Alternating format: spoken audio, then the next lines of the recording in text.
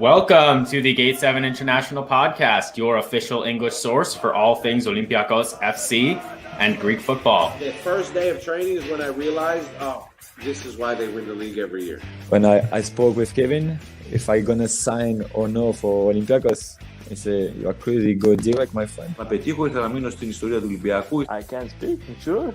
Yeah. Έλα μαλάκα! Σ' αγαπώ πάρα πολύ, Πειραιάς. Είμαι Γάβρος πάντα, όλοι μαζί.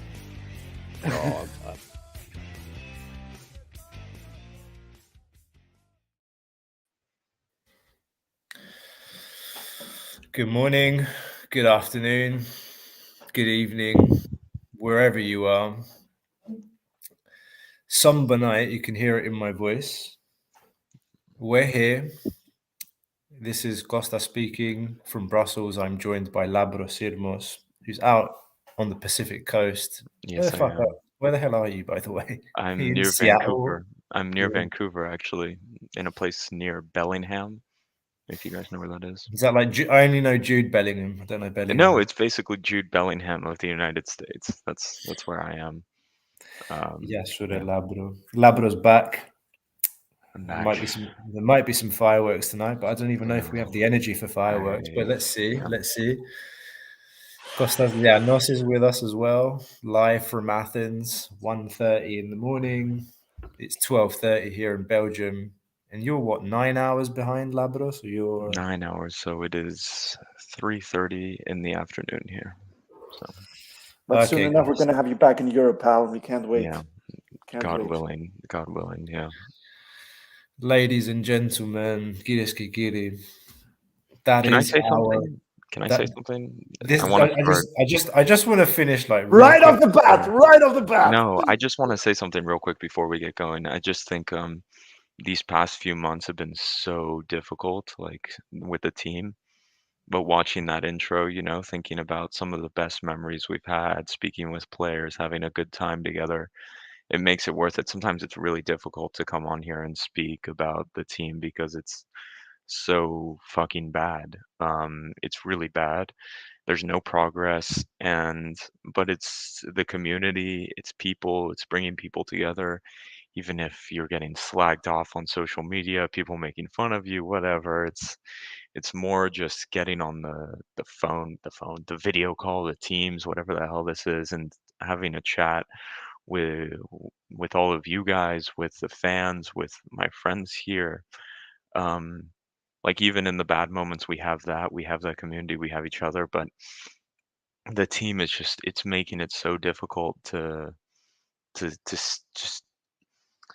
keep going. There's just like it's so difficult to keep going at this moment. Like there's nothing that resembles any sort of happiness anymore, like anything that gives you pride with this team or that gives you hope that things can change. And it's really not ideal. It's not ideal for Olympiakos, and it's not been good for months. I would say over a year.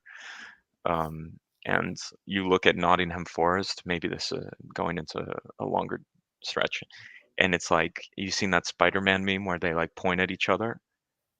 You guys seen that meme where they point at each other? It's like we're in the exact same boat as them. We brought in 20, 30 players, and there's no one's gelled, no preseason, no chemistry, and it's a mess, and it's like it's almost like the same story repeating itself here, but even worse here. We're now on to our third coach this season, and to be honest, it's early, but I don't know if he even makes it to January or February, I don't know. I mean, going into the game, Duran Tour joining us. Yeah. Hello, mate. Our friend Duran Tour, Nottingham Forest, big YouTube channel. Check that out. Thanks for joining, Dur. No, it's not been easy for you guys either. It's hard, man. Like you said, that's 12 games without a win for Olympiakos in Europe. 12 games without a win. I think Bauk had the record for 11, and we just broke it tonight. honestly, like, where to even begin? Like, that was the team kind of gave us hope in the first half, only to just completely piss it down the toilet in the second. And I think you can say a lot about the manager's decisions in the second half. Even his starting lineup. I mean, maybe that's a starting point, guys. Like, can we even should we talk about that? Like, the starting lineup. What do you guys think? Course. Like, Costa, what do you think about the lineup today? I mean, I remember when Mitchell joined Olympiacos, he liked the 4-2-3-1 formation. He liked to play with the number 10 in Chori Dominguez, and it was Chori Dominguez. He didn't. Kostas Fortounis came on later with Marco Silva. So we had like a sort of a 3-4-3 formation with Zolakis in goal. Sime Vresaliko, Yannem Villa, and Papa Boussisse were at centre back. Avila Gordon at right wing back, Reabchuk on the left, Kunde and Bukhalakis in midfield, Biel, Gary Rodriguez, and Wijo Huang were up front. It was Olympiakos again suffered the same sort of, had the exact same horrible start like they did with Freiburg, in which they conceded a goal in after just 5 minutes. Thank God for VAR in that department. But after that, they gave hope. Like Pep Biel was on fire. He was creating a lot of threats. Cisse was struggling with Andrade, but he was dangerous moving up front. Qarabag held possession, but they struggled to actually get that ball through, get that key pass through. Olympiakos were pretty good in the first half, and they gave us hope, thinking that, you know what, maybe we're going to scrape one through. Maybe we can do this. I mean, it is Qarabag after all. Second half, there was even more hope in that Marcelo came on, and just a couple of minutes later, he almost got an assist with Masouras' goal, which was only to be chalked off for offside. But then Marcelo came on during a very weird substitution in which it saw him replacing Bukhalakis instead of Imbom Huang replacing Bukhalakis. And Huang should have started this game because Olympiakos needed his creativity. And there are so many questions as to why he didn't start again. Is it a fitness issue? Is it a Mitchell doesn't really trust him? Also, the fact that Vresaliko started as center back kind of puzzled me as well. And then we had three defenders at the back, in which two of them were fullbacks. We had Papsise, who was having a mare of a match, and you had Reabchuk and Vresaliko at the back. I cannot remember Reabchuk playing as a center back or as a center half before. So Papastathopoulos didn't come on. Cisse was having an absolutely nightmare of a game, basically gave away a goal. He had that substitution in which, things got dramatic. And after that first goal, Olympiakos just fell apart like they have been doing since the start of the summer, since preseason. They concede a goal and then all hell breaks loose. Qarabag won 3-0. They won fair and square, and it's starting to feel like literally everyone in Europe can just come to the Karaiskaki, which used to be a fortress, and so Olympiakos beating the biggest clubs in the world. They can just come by and have a field day. Yeah. No, I would say the starting lineup was a bit of a shock.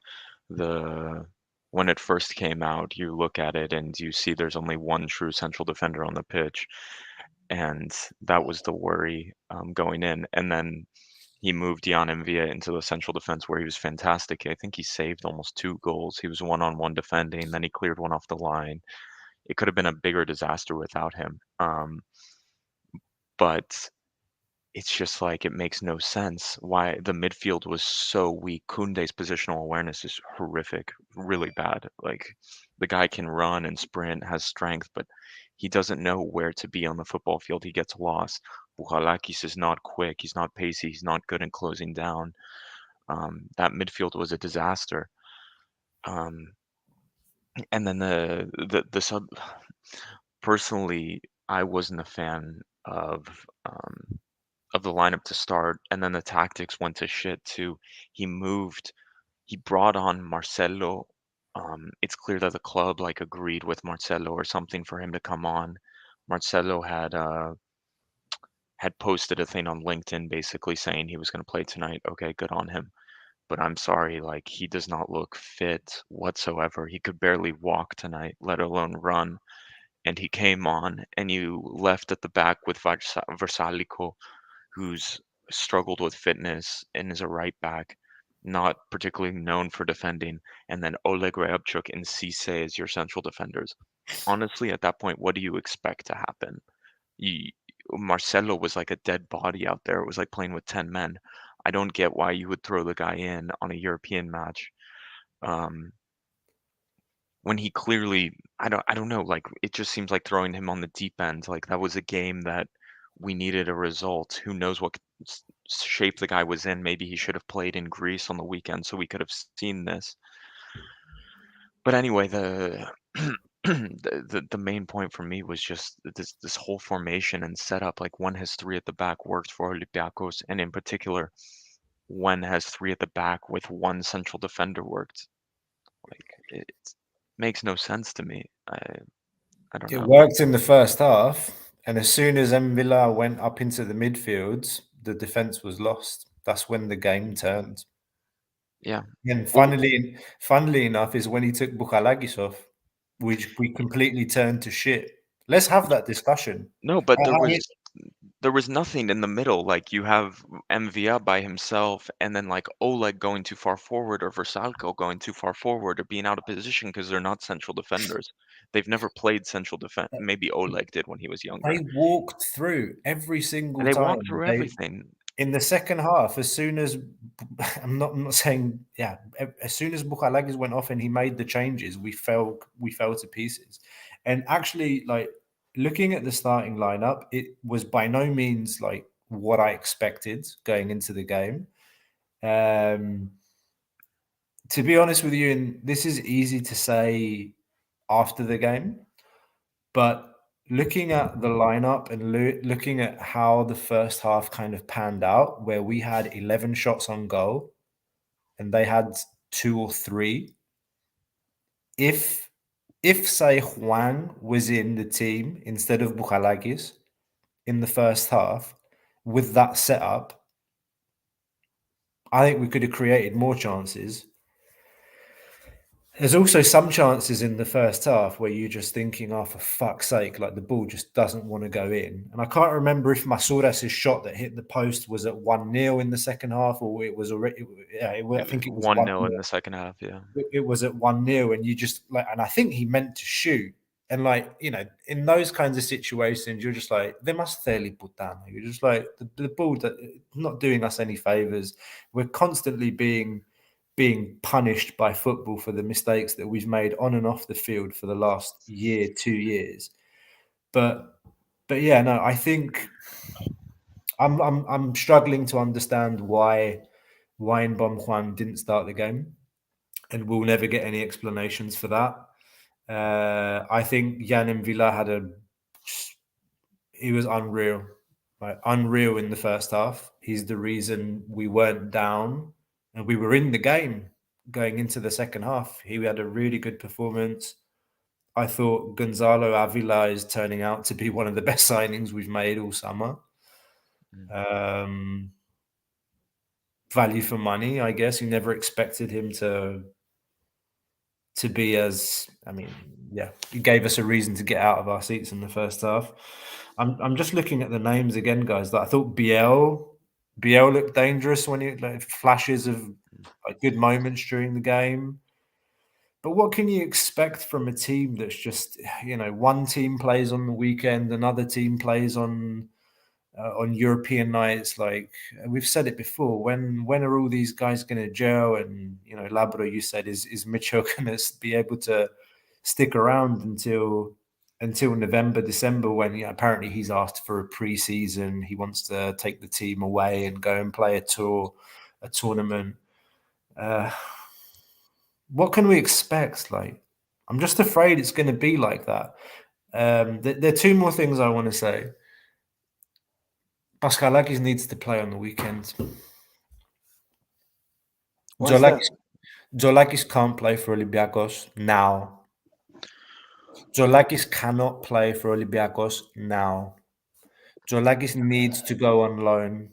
Jolagis needed to go on loan this summer to a club with no pressure, Dutch league, mid-table team, go and play, gain confidence, come back with confidence. So it's a mentality thing, certain job, but you think it's a No, he's mentality not thing mostly? Costa, he's a 20-year-old kid, not 19 years old, Mhm. however old he is normal. Like Dimitris Eleftheropoulos is a case in himself. Like that guy had massive balls. He had τεράστια αρχίδια. I think they got it the first time. Yeah, just Eleftheropoulos was a real character, man. Like anyone that hears him speak now, like you understand, like the guy had massive character, and he took the weight on his shoulders. And Eleftheropoulos made mistakes too, but this kid, like you see he has talent, like he has like good reflexes, like he's gotten better with his feet, his distribution was good, like that ball over the top to Cisse that came from him, but it's unfair. It No, doesn't have I hear confidence. you a lot. Like we can throw names all night. I could throw Ilan Melier, who was shit at Leeds when he started out. Now he's Yeah, but that's considered one of Leeds, the Costa. hottest talents. But Yeah, that's and he Leeds, was really Costa. young. We could start saying names. And Donnarumma was like 16 when he started Milan. But yeah, I mean, I like the way you think. But I just wanted to clarify something. It's not a matter of talent exactly. It's more a matter of mentality. Yeah, he's too young. He doesn't have it. experience. Like I honestly think like I don't want Jolakis to be one of those players that we burn him. I don't man. Like Yeah. he ends up going to some other team and he becomes amazing, and you're just like, oh, for fuck's sake. Yeah. Like, I just think he's one of those players that we really need to send him out on loan for a season, 2 seasons, and just let him like grow, like let him have confidence and come back a proper keeper. Not a second keeper, not a talented keeper, but like a keeper that's played somewhere for a season, 2 seasons. He can't do it. He can't do it with us. It's too much. Every time the ball went towards him, he was trembling or he was like hesitating. And I'm not even being nasty, just I'm like saying what I think. And the last thing I'll say is, as bad as it is, mathematically, we're not out of third place. To answer the question that we've posed in the description, Nantes lost today. They lost 2-0 away to Freiburg. They're going to lose to Freiburg again. And Nantes are currently like way down in League One, going into the relegation zone. I still have some slither of hope that we get to the last game and Nantes have 3 points. We have whatever, we'll probably have 0. And there may still be a chance to go through. I'm not sure. Maybe someone can answer this for me in the chat, or one of you can answer it for me.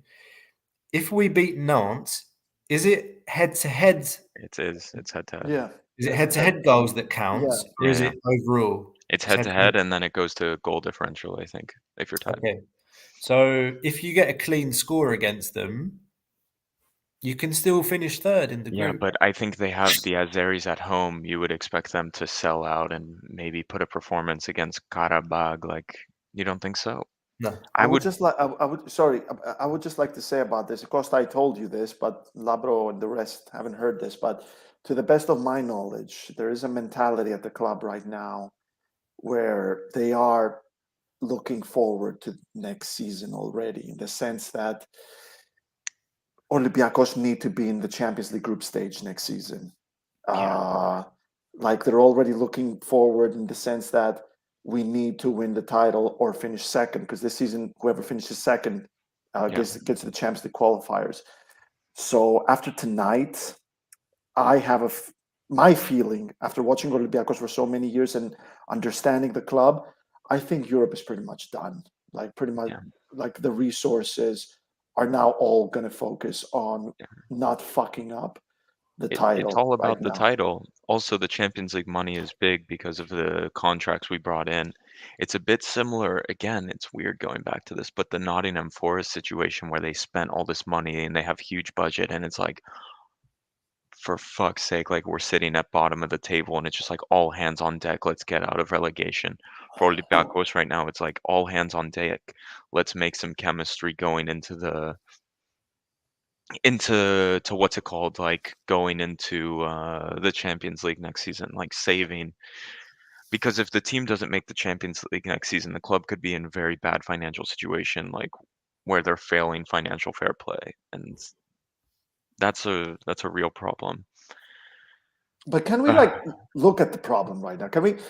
The problem right now is that the squad is inflated, and that is much better than having a squad that's deflated. It's much better to have 4 left backs than have only 1 or 2. Mhm.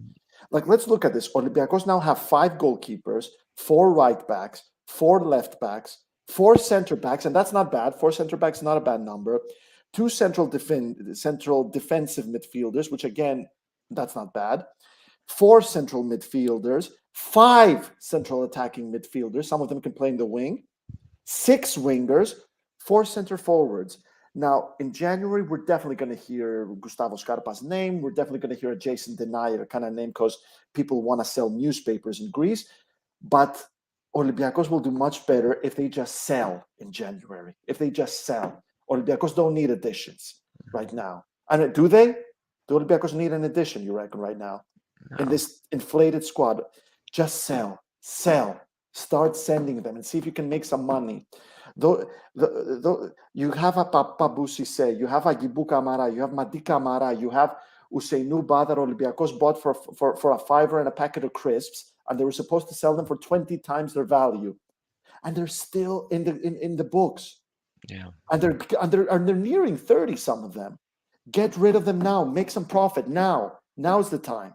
Make it happen. They need to go right now. yeah. So in January, Olympiakos need to start selling.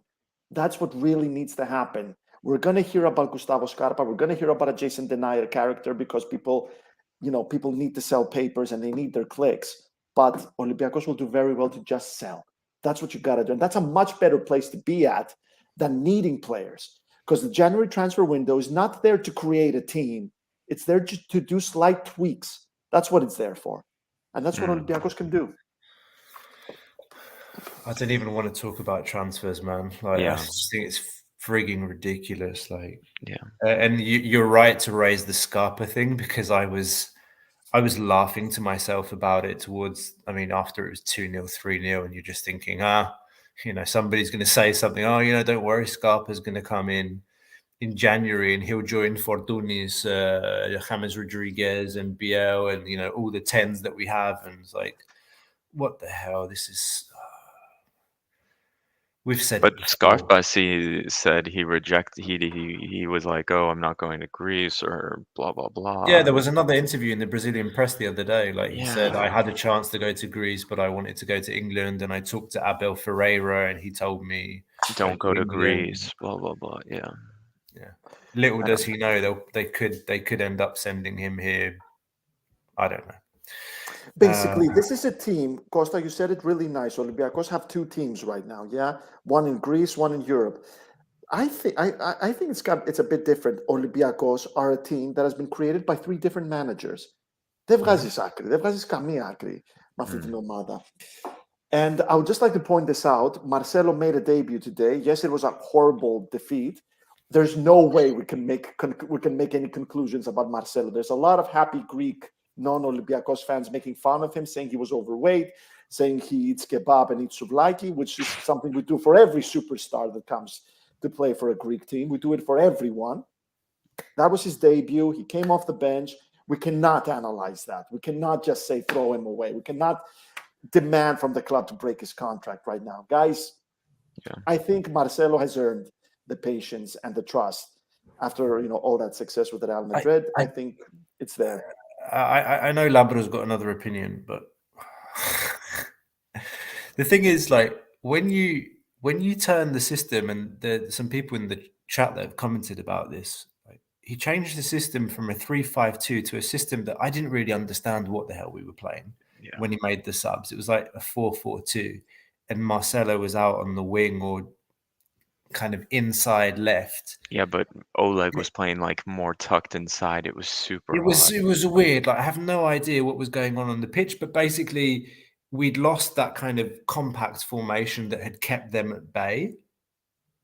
And as soon as he made the sub, we said like they just started running through, and I think the managers exposed Marcelo's fitness issues because you could clearly see like anyone that's played football, even at like semi-pro amateur level, you know that if you haven't been in a competitive game for X amount of months, let alone this guy, he hasn't played since May, when you get on the pitch, it takes some time to get your legs warm and like get into the game, to sprint, to accelerate. You've got to be like at the top fitness wise to get in and to, you know, bomb it down the line. You just saw immediately that when he came on, he couldn't do that. But what you could see was the touch, the vision, the ease at which he could play the ball inside of the foot, outside of the foot, first touch. Like there's no question. I think I remember his first touch was quite heavy, where he tried to knock it forward, and you could tell. You can tell the guy's not fit. He's not fit. I don't know when he's going to be fit, but What I has he think the done manager. all summer? Like he's gone on tour, he's gone on vacation. Like what has he been doing all summer? Like I don't get it. Like did he think he was going to go to the US and then like hang out or go to Saudi He had Arabia an and offer then by Leicester, guys. He had an offer by it's Leicester. incredible. Leicester, what the fuck? That's why they're a shit show. But like Leicester are a shit show because they didn't sign players. Because yeah, for all those years they didn't sell their big stars as well to make profit, and now they don't have enough money to bring the best players. yeah. No, I do think it was the subs were horrific. And also I saw a comment a while ago that someone said like, "Oh, Labro, what's your reaction? You're not mad." Like I'm so done being like I'm not like some meme where I'm just gonna get mad and blah blah Yeah. blah. Like to be honest, guys, I'm done. I'm tired. Like I don't need to yell or shout anymore. Like I've been writing about how fucked this club is for like over a year. Do you guys remember that article I wrote that was more about Pedro Martins and the backroom decisions? I think it was Hmm. in January when Olympiakos drawed 3 straight games, and I think I wrote something like Olympiakos has fundamental deep problems. The club like is at Yeah, you've talked about that I've article. talked I about it know. a few times. I Yeah, think about it quite a bit because I go back and I look and I just think like God, the fundamental problems are still there, you know, like the bloated contracts, the bloated roster, the unhappy players, the inability to sell players. How is ho- like not to rehash things, like how are certain players still here? Like Leo Kutris is playing for Olympiakos too, and Tanas Andrutsos too. It's like it's really fucked. And but anyway, like back to the point of the game, like Michel has failed everywhere he's gone after Olympiakos, and tonight showed just why that is. Because fuck me, those subs were a disgrace. Like the change system was horrific. Like it was absolutely embarrassing. Like literally amateur level coaching. Um, I couldn't believe what I saw. And the midfield, Kunde, man. Kunde is fucking shocking, man. Like it's time to go. It's time to just fuck right off, man. Like there's no player there, man. Like there's nothing there. Um there were apparently offers to sell him over the summer, but we yeah, didn't. fuck's sake, man. I would prefer Thanas Sandrutsos in the midfield. I'm serious about that. Like Kunde is such a zero player. It's there's no room for him. And the thing about Huang starting and Huang playing and Huang was in there, I also think you could have eaten a goal if Huang was in there as well because he would have gotten caught two up the field as well. I don't know, the team was so open the whole time. Like when I was watching the game, I thought, okay, in that first half, Olympiacos was making chances, but Karabag was making much better chances and much more consistent chances. And I don't know, I didn't feel it any like I thought we were playing better, we were playing some good passes, but We had 11 shots on target. Not on Yeah, target. yeah. 11 shots on goal in the But first half. they like Qarabag had like the canceled goal. They were like one-on-one with Jan and Via. They had like tons of like clear-cut chances. Like we had shots on target and chances, and we're like, Yeah. oh shit. But we're so fragile in the midfield and defense. It's like almost like schoolboy defending. The lines aren't tight. Players don't know how to play the offside trap. It's really rough. Like it's really schoolboy defending at times, like using that British phrase, like not even schoolboy defending, but even when we press, like the press is completely disjointed, disconnected. And you think to yourself, okay, this isn't a team. Okay, the team's fucked. The team's broken. Michel just came. But at some point, you have to say to yourself, like, these are professional footballers who are on a lot of money. Some of these things shouldn't be happening. It's just my opinion. And also, if Socrates Papastathopoulos can't play tonight, what does he bring the club? If like Sime Versalco on one leg is a better central defender and Oleg is playing central defense over him, like what the fuck are we even doing here with that, you know? So, and I just think to myself, Svetovar Markovic is the highest rated player in the Serbian Premier League this season for Partizan. Yeah, And but Olympiakos destroyed him. And Olympiakos got rid of him. And you're playing with Oleg in Europe in the third match week at central defense. And Sime Versalco. Let me just say, like, we're so early. It's 2 weeks Michel's here, but he's going to flop and he's going to be gone by February. He's a shocking coach. Like, he's not a coach, first and foremost. And Δεν γίνεται δουλειά όμως έτσι ρε Λάμπρο, δεν γίνεται να but σπετάμε. it's done. It's Δεν like γίνεται να it was the σπετάμε wrong έτσι. appointment. It's always been the wrong appointment. Four Like, managers in a year ρε Λάμπρο όμως. of course. That's what happened Hussey season. We went Of through course. 5-6 managers. There's no way. There's no way he makes it. Like, you can't. I'm not blame. I don't want to blame the guy too, but he's been like on media tour smiling. I'm back home. It's all good in this. Like, fuck's sake, man. Like, literally, like the most dangerous person in the world is Michel when a camera comes out. He'll kill you to get in front of that camera. Like, are you kidding me? Like, it's not serious. It's a joke, man. It's a fucking joke. It's a joke. No, it's just a You're joke. getting cold down here. No, I'm getting mad now because it's just a joke. Like, you brought a the model coach has to be turned the up. coach. The coach has And turned then up now. we go on. Okay, now we go on TV. Like when he comes and we blame the newspapers for why the team is shit. Are you kidding me? Like, it's a fucking joke, man. Like, these aren't serious football people. Like, it's a joke. Look at Nottingham Forest. It's like the shittiest team in Europe this season, along with us. The two shittiest teams in Europe this season. In Europe ρε μαλάκα Λάμπρο. In Europe. Nottingham Forest and us, we're the fucking biggest jokes in all of Europe. 4-0, 5-0. We eat good every week. Are you fucking kidding me? Like, what are we watching, man? Like, I'm so done with this shit. Like, Michel, fucking joke of a coach. Are you fucking kidding me? I don't know what to say.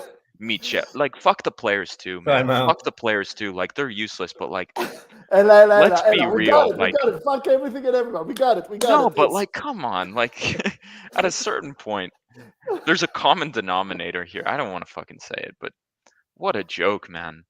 Jesus Christ. I don't know. Like, Michel, Ella, Rafa Benitez, Ella. You know what I mean? This is not football, man.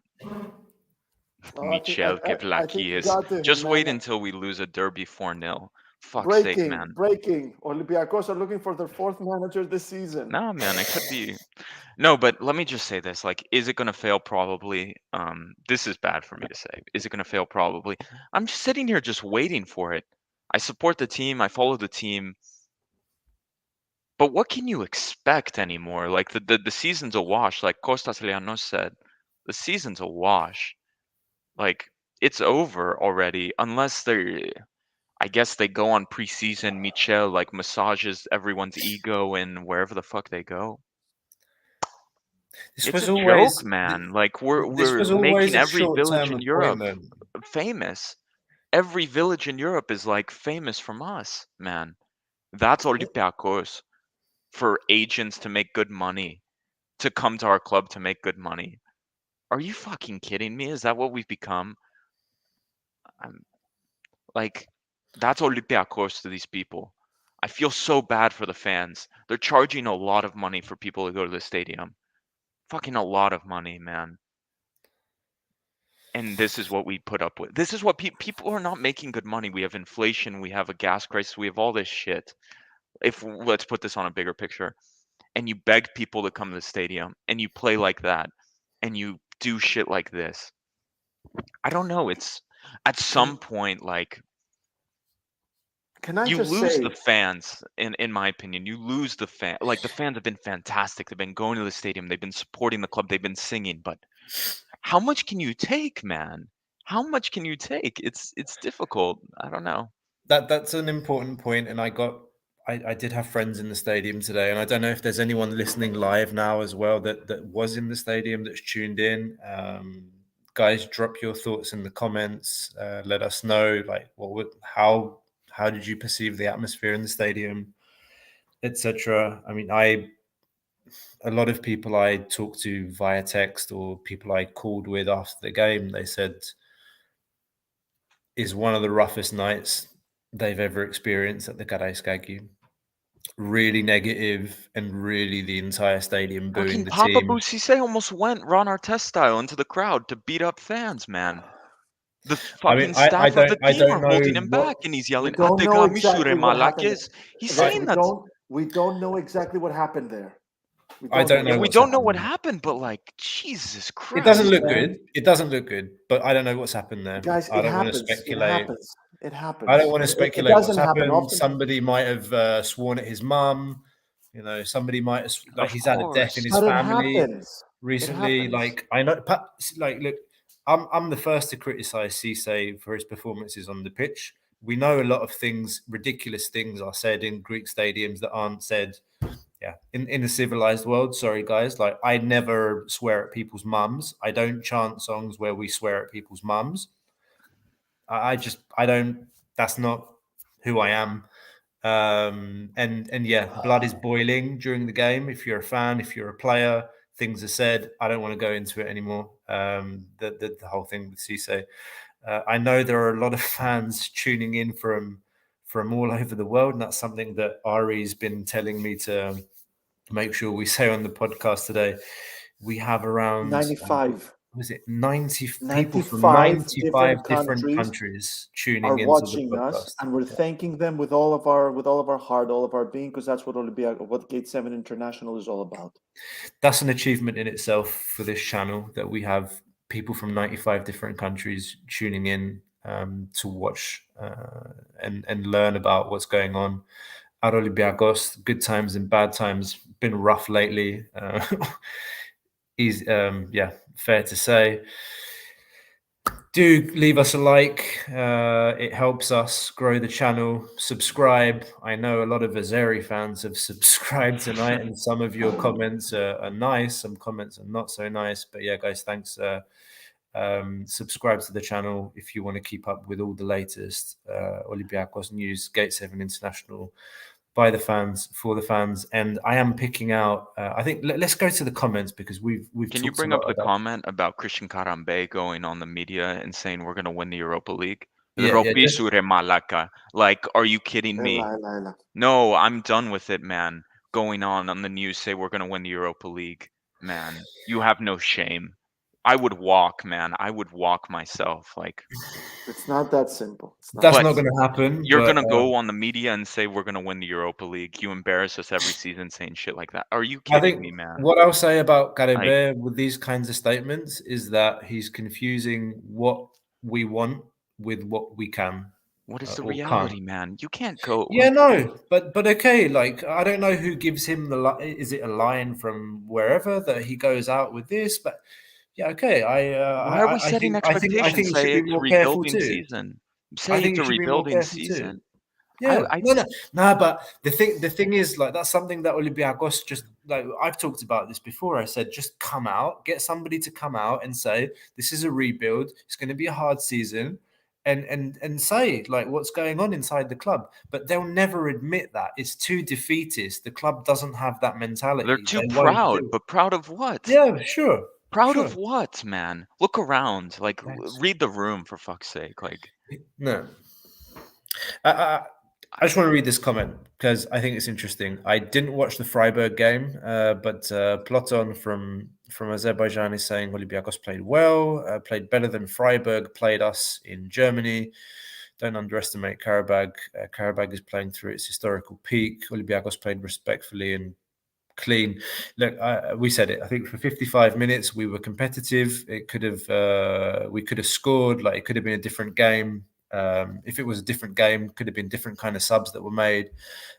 We didn't score, and then the game turned out how it did. But it's curious that this fan is saying that we played better than Freiburg did against them, and I do not disrespect or underestimate Qarabag at all. I think that's also interesting there. You know, the fans saying Qarabag is pretty much peaking right now.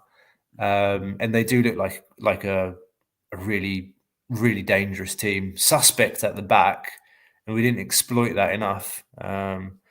We'd heard from Patrick before the game that their left back was quite suspect, and we saw Avila expose him a few times. That their left back was subbed off at halftime. He had the yellow card, and I felt like Rodriguez didn't exploit that channel enough down their left-hand side. I would have expected to see a bit more there. Yeah, let's have a look at some more comments here in the chat. Some people dreaming about Angi Postecoglou. He's the Celtic manager, guys. That's not happening. That would be, yeah. Honestly, it doesn't matter at this point. It's a rebuilding season. Like, this is the right comment.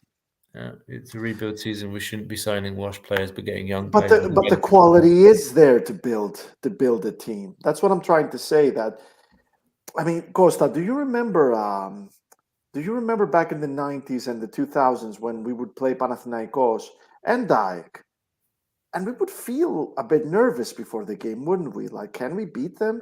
Demis Nikolaidis, Vasilis Tsiartas, Yoros Karagounis, Vangelos Bassinas, Michalis Kostadinu, Nikos Liberopoulos, Christoph Azecha. There was that sense that we could lose tonight, and we could lose badly. Whereas I feel like the last few years have created a generation, Olympiakos have created a generation of fans. They're not spoiled, but they're not used. They are.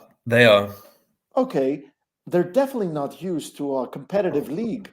Do you remember in 2002 when we won the league with the same points as AEK, and the exact same thing happened next season with Panathinaikos, and it all came down to Rizupoli? Yeah. I mean, do you remember? No. This is of course, Costa. Like the competitiveness or lack thereof in terms of competition in Greece is a massive topic. You're right. We were playing against really good AEK teams with really good players, and like Panathinaikos were incredible. Good Greek players, man. I mean, let's not forget that's when we went on to win the Euro. Yeah. And I've said it before recently on the pod a few times. It's not a coincidence that the best Olympiakos team we've had this last 5 years is when we've faced good competition, like in the league. We had to lose the BAUK in Martins' first season, and then that season built us up to what we became in the second season. It's out of competition at home domestically that we became good again, and Olympiakos goes in cycles. We have 2, maybe 3, sometimes if we're lucky, really good seasons, and then we have like 1 season of hell, maybe longer. Right now it feels like that, and then it's insane. It's insane that it works like that. Like, it shouldn't. But that is something. Like that. Look at Man United. When they lost Sir Alex Ferguson in 2013, do you know how much money they spent in total on signings? And they've won 0 titles. Over £1 billion. And they've won dick all in the Premier League. No, but it's also, the main thing I would say is, like, there's a different context here because of the European money we've been taking for years. It's, you know what I mean? Like we were on a different level than the other Greek teams who they couldn't make it to the Europa League even. So it's just a different level in my opinion on that front. But Εντάξει ρε φίλε, I don't really buy that excuse so much in the sense that like in Europe we've always pretty much ended up playing in European competition past December. Whether we've gone through to the Champions League, I think the last time was with Mitchell. And otherwise, we've played Europa League. We're always playing in European competitions post-Christmas. And yeah, we've always wanted to go further down the line. We haven't achieved it, but it's not our fault if the other clubs have been poorly managed. I don't really think the whole we got European money and we didn't use it is much. Like you can't keep players in Greece. of course, no, You that's can't right. keep them. And we tried. So let's be real. We tried to do that the last couple of seasons. So oh no, let's not sell Madi Camara. We're going to keep him longer. Let's not sell Ruben Semedo. Let's not sell Agibu Camara last January. Look now. Yeah. No, it's right. You have to change. Yeah. And that's why we have this 3 years, 2 years good football, 1 year, 2 years crap. Not Yeah, so but good. it can't be this bad, you know? Like you can No, have down because years, but this bad, like we you know what I agree. mean? We agree about the backroom staff that it's not organized well enough. We've talked about that plenty, like during the summer and what's happened in the Yeah, but backroom and Lina Suluku leaving, among other, and what impact that's had. No real technical director, and the fact that they've signed a technical director now that was basically already there, and the whole summer they were apparently looking for someone. But plus it's the end of an era at Olympiakos that was badly organized. I mean, look at eras that ended in other teams that were badly organized. You look at Sir Alex Ferguson. There was no organization, and Man United have never put together a serious challenge bid. Arsene Wenger's era came to an end badly because he wouldn't leave, even though it was obvious that he had to leave. But still, Arsenal, they needed a few years. They needed 2 managers, and now they're putting a much more serious bid than United ever did. Liverpool, when Bob Paisley's era ended, they rode onto his coattails with Fagan and Dalglish for a few years, and then they didn't win the league for 30 years. It's just a sense of Olympiacos. They had an era with a manager for 4 years, which for Greece, it's unheard of. Having the same manager for 4 years in Greece, like having the same manager for 10 years in a normal league. And it was badly organized. Instead of sacking him last summer and bringing someone new in to build the team from the ashes, rebuild the team like Marco Silva did, for example, they decided to keep him, and we are where we are now. But at the end of the day, Olympiacos, May will come, summer will come. Olympiacos have a huge team. They have a lot of players. They have a lot of quality players. They can build something from this. In my opinion, Mitchell is not the guy to take Olympiacos forward. Doesn't matter if he wins the title. If he wins the title, still he has to go. In my opinion, he's not the guy to he's lead. like a holdover, Costa. Like he's like Takis Lemonis Jr. this season. Like he gets you to May or June and hopefully wins you a title or gets some silverware, and then it's bye-bye. I agree. Mitchell should not be the guy to take Olympiacos forward. But at the end of the season, Olympiacos need to get on that top 2 spot, and then a new manager needs to come in. But you rebuild need the team. you need like a Pedro Martins who, like in April, it's clear that someone is coming in and they've been studying the roster and they come in and the preseason's booked and they come in and they get the keys. Yeah. Yeah. I don't even if Mitchell like miraculously does manage to take us to winning the league this season, is a short-term appointment. I mean, last time he lasted what, 2 years or 2 seasons? 2 He came in years January. total. 2 He years came in total. January 2013. What was it? And then he he left in February of 2015. Yeah, he left February 2015 or something. It was 2 years exactly.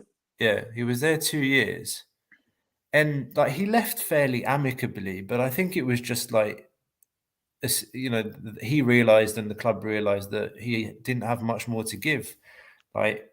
And the reasons they've brought him back is because of the confidence issues, and we all know that he's got the ego and he can motivate players, and you've seen a bit of that impact that he's had on the weekend in the league. He knows how to what's the word? He knows how to set the team up in Greece. He knows how to motivate the players before a European game. But then, on the subs today, tactically, we know what he can give and what he can't. So it's early to say, but I tend to agree. In an ideal world, you're looking for a manager already that's like you said, Labra, watching the club, and someone that comes in April, early on next year, and takes the preseason and has, he sets up the team. But Well, at the anyway, end of the day, the problem is the team. It's not the manager. Martins got destroyed at the Karaiskaki from Maccabi. Corberan got destroyed by Freiburg at Karaiskaki. Mitchell got destroyed by Qarabag at the Karaiskaki. It's not a manager issue. It's the team. And if you look in Greece, if you look how things are going to go forward, this time there's Samasekou, there's Bakabu, there's James, there's players that he can actually call on to. So the Greek league is a completely different beast right now. I think Europe is over. Europe is over right now. I'm not expecting anything else. Right now, Olympiakos are the worst team in the Europa League. They have a goal difference of -7, which is even worse than Dynamo Kiev, who have 0 points and their country's at war. So Europe is over, in my opinion. It'd be a shame if it ends with 0 points, but it's over anyways. Yeah. So now all resources are going to winning the title. Yeah. No, I think that's right. I think he means John. I think he means Kostas with a C there. What's your spelling? What's your spelling? I just want to read this. George Sakula says, ρε παιδιά, συγγνώμη, δεν είμαστε ομάδα πλέον, δεν το καταλαβαίνετε. Ναι, φίλε, το έχουμε πει αυτό. Μόλις τώρα το είπαμε, ναι. Τι συγκρίνεται, τι κάναμε κάποτε. Κάποτε είχαμε και ομάδα και παίζαμε Champions, όχι με το ζόρι αν θα παίζουμε Conference φέτος. Γιώργο, με τον Αμανατίδη, τον Ανατολάκη και τον Μαυρογεννίδη παίζαμε Champions League. Εγώ θυμάμαι κάτι πενταροεφτάρες από κάτι Μακάμπι, κάτι Χέρενφεν, κάτι Μόλτε, κάτι... Εγώ αυτά θυμάμαι εγώ προσωπικά, επειδή εγώ είμαι 32. I'm 32. I'm not 22. I remember Olympiakos not being able to win a single game away for 10 whole years. That's what I remember με τις ομαδάρες. Εγώ αυτό θυμάμαι προσωπικά. Εντάξει, that's a whole different discussion, a different era. Εγώ θυμάμαι, I remember being scared to go to school the next day, fearing that Olympiakos are going to get spanked by Panathinaikos. Don't laugh, because there's a generation of fans that never had that. Yeah. They thought themselves, oh, we're playing against Panathinaikos, like, oh, we're playing against Akratitos. Yeah, I was afraid to go to school the next morning. I mean, you tell them, Costa, remember all those Arsenal fans having to go at you every Monday morning. You remember all those Arsenal fans having to go at you every Monday morning. Don't start. I'm crying. Or what about you, Lablo? What about those NFL kids or those? No, they don't understand football in the US, so it's no big deal. So it's nice. Yeah. Yeah, and here's a similar sentiment. I agree. It's not a manager issue. Your mother έχει κακοφτιαχτεί. Yeah. I think what we're just saying about the manager is that the manager's competences are limited in terms of what he can do tactically. And I agree, he does, he's got a lot of pieces in the squad there, but it's an impossible job for anyone to try and turn that into a team and gel it all together. I think we've said that before. We've said it today. We said it on a previous pod. Let me look at the fixture list too. We've got Offi at home. No, we're away, surely. We're away. Sorry. Offi in Crete, and then Qarabag away. And then we have PAOK at home. PAOK at home. Shit. And then Freiburg away? Or do we have a break from Europe for a week? I don't think so. With the World Cup so close. No, we have a break. We play Freiburg October 27th. We play Panetolikos in between, I think. Yeah, exactly. So it's Offi in Crete on Sunday, then Qarabag Thursday Qarabag away, PAOK Derby on Monday, Yeah. And then Panathinaikos, Panathinaikos. October 22, October 27 with Freiburg away. Yeah. Then Lamia at home, October 30. November 3 against Nantes at home. Yeah. And then it's the derby with Panathinaikos, November 6. It's a tough schedule, to be Huge one. honest. It's Huge one. they Oh, don't yes. stop. Every game Every game is like a tough. final. It's like a final Yeah. every game. It's like, oh shit, Ophie away. Can we do it? It's like, oh fuck. Yeah, no, it's kind of crazy when you really look at it too. It's and then before going into the week you go into before the break with the World Cup, you have Derby away with Panathinaikos, and then you have AEK at home the next weekend. Like, Jesus Christ, like it's tough. It's tough. It doesn't get easier from here on out, you know. It doesn't get easier. That's an interesting take. Yes, No. Rodrigo Corberan should have never been fired. He must have Malakis. Corberan should have never been hired. That's my opinion. He wasn't the right. Honestly, though, they could have hired Zidane and he would have been fired. Maybe. I literally literally anyone. Literally, what my opinion is like. Literally anyone. Like I think back Pep now. Guardiola. What's he gonna do? Like he's gonna have like Kenny Lala back in training. What the fuck? What? He's gonna have like Leo Kutris back in training. It's my like I don't know. fault for engaging here. Markovic scoring for Partizan again. We were saying this. Gate 7 International was always pro Markovic. So don't, like, right now they're preaching to the choir. Yeah, John's a friend. He knows. He is. Yeah, John is a friend. Yeah, indeed. Make Olympiakos great again. Bleh, bleh, bleh. MZ saying, how is it possible that AK-47 played more than Valbuena today? It's a joke. Yeah, we can thank Pedro Martins for insisting on buying. What a terrible player. Camara. What a terrible player. Some other one here, another comment. Bring back Lala. Okay, yeah. Yeah. Also, is Wee Joe terrible or is it just like he's in bad form? What do you think? Because sometimes I see him and I'm like, oh, this guy's pretty good.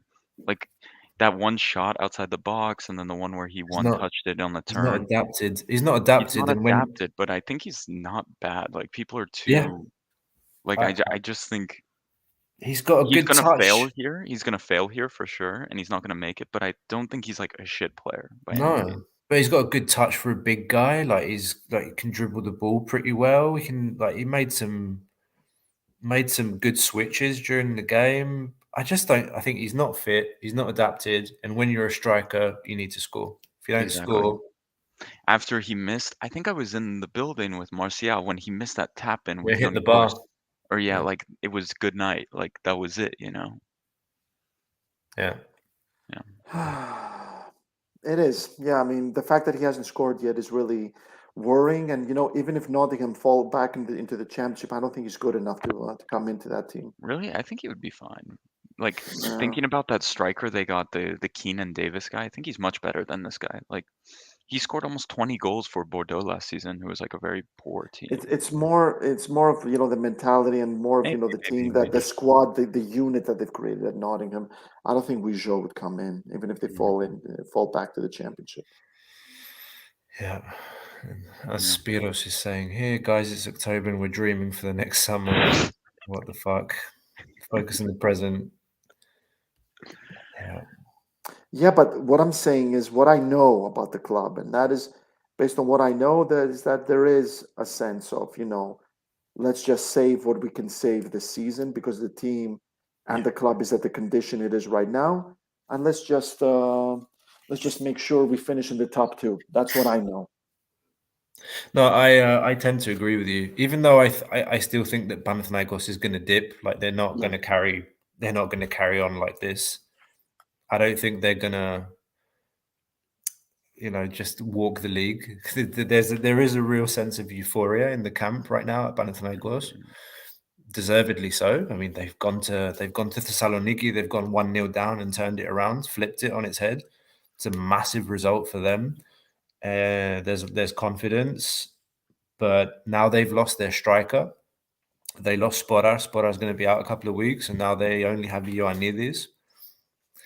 I don't think Sporar wasn't really scoring for them anyway, but he has a role to play in that team. And, I think that the issue with them, we've said before, is always squad depth. But I expect there's going to be a lot of ups and downs in the league, a lot of change of positions. I mean, in terms of who's first, who's second, who's third. And we've said it before, like, I think it's, ask ourselves the question, do we want a competitive league? It's like we're moaning because we're not top of the table. Okay, it's going to be a tough year.